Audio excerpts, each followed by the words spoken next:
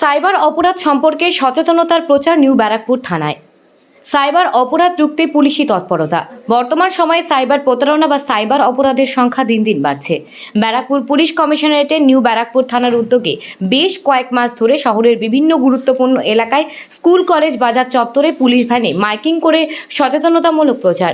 শুক্রবার সকালে দেখা গেল পুরসভার 20 নং ওয়ার্ডে প্রফুল্লচন্দ্র মহাবিদ্যালয়ের রাস্তায় লেলিনগড় বাজার এবং স্টেশন সংলগ্ন আমতলা মায়া রেডিওর সামনে মাইকিং করে সচেতনতা প্রচার ভিজাল। পুলিশ সূত্রে খবর, দিন দিন সাইবার অপরাধের সংখ্যা বাড়ছে।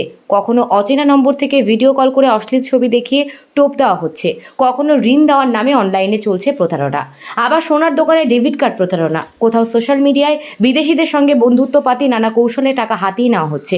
পুলিশ সূত্রে খবর, যারা স্মার্টফোন ব্যবহারে ততটা পটু নন, অধিকাংশ ক্ষেত্রে সেই সমস্ত প্রবীণ নাগরিকেরাই প্রতারকের ফাঁদে পড়ছেন। তাই সাইবার অপরাধ সম্পর্কে সাধারণ মানুষকে সচেতন করতে এবার উদ্যোগী হয়েছে ব্যারাকপুর কমিশনারেটের নিউ ব্যারাকপুর থানা।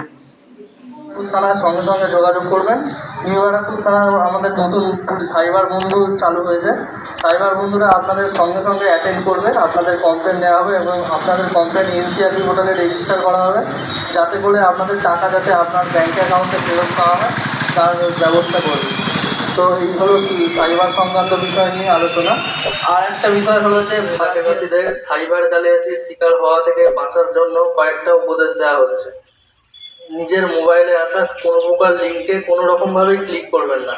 যদি কোনো অপরিচিত কোনো ব্যক্তি, ব্যাংকের লোক বা পুলিশের লোক বা আর্মির লোক কিংবা ডাক্তার হিসাবে ফোন করে নিজের প্রাইভেট তথ্য চায়, যেমন ব্যাংকের ওটিপি, ব্যাংকের ক্রেডিট কার্ডের নাম্বার, ব্যাংকের অ্যাকাউন্ট নাম্বার, ওটিপি, পিন, এই সমস্ত কিছু কোনোভাবেই শেয়ার করা যাবে না।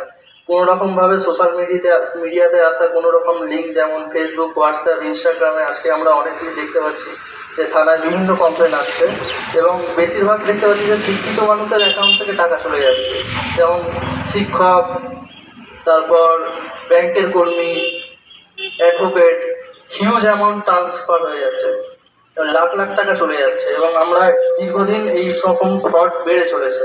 তো আমরা এলাকাবাসীদের সূচিত করছি যে যখনই এরকম কোনো জালিয়াতির শিকার হবেন, সঙ্গে সঙ্গে আপনারা 1930 নাম্বারে ফোন করবেন। এটা হচ্ছে গভর্নমেন্টের একটি নাম্বার 1930। আপনি যখনই বুঝতে পারবেন যে আপনি সাইবার জালিয়াতির শিকার হয়েছেন, সঙ্গে সঙ্গে 1930 নাম্বারে কল করবেন। কল করার পর আপনারা আপনাদের সমস্যার কথা জানান। ওরা হোয়াটসঅ্যাপে আপনাদের একটা নাম্বার দেবে, সেই হোয়াটসঅ্যাপ নাম্বারে আপনার যা যা হয়েছে সেই তথ্যগুলো দিয়ে করে দেবেন, তাহলে ওরা কমপ্লেনটা রেজিস্টার করবে এবং এতে 90% সম্ভাবনা আছে যে আপনার যে টাকা ফেরত পেতে পারে। এবং এই 1930 কল করার ফলে আমরা অনেক উদাহরণ দেখেছি যারা টাকা ফেরত পেয়েছে। যদি তাও না করতে পারেন, এনসিআরবি পোর্টাল বলে গভর্নমেন্ট অফ ইন্ডিয়ার একটা ওয়েবসাইট আছে, national cyber crime register portal. সেই পোর্টালে আপনারা আপনাদের কমপ্লেন যত তাড়াতাড়ি পারেন আপলোড করে দেবেন। তাহলে কি হবে, ব্যাংক থেকে এবং পুলিশের তরফ থেকে যেখানে যেখানে আপনার টাকা চলে যাবে সেইখান থেকে অ্যাকশন নেওয়া হবে। সেইখানকার নোডাল অফিসার যারা আছেন সেই টাকাটাকে হোল্ড করে রাখবে বা লিয়েন করে রাখবে। তো যত তাড়াতাড়ি সম্ভব আপনারা 1930 নম্বরে ফোন করুন অথবা আমাদের নিউ ব্যারাকপুর থানায় এসে যোগাযোগ করুন, যাতে আমরা এনসিআরবি পোর্টালে আপনার কমপ্লেনটা রেজিস্টার করে দিতে পারি।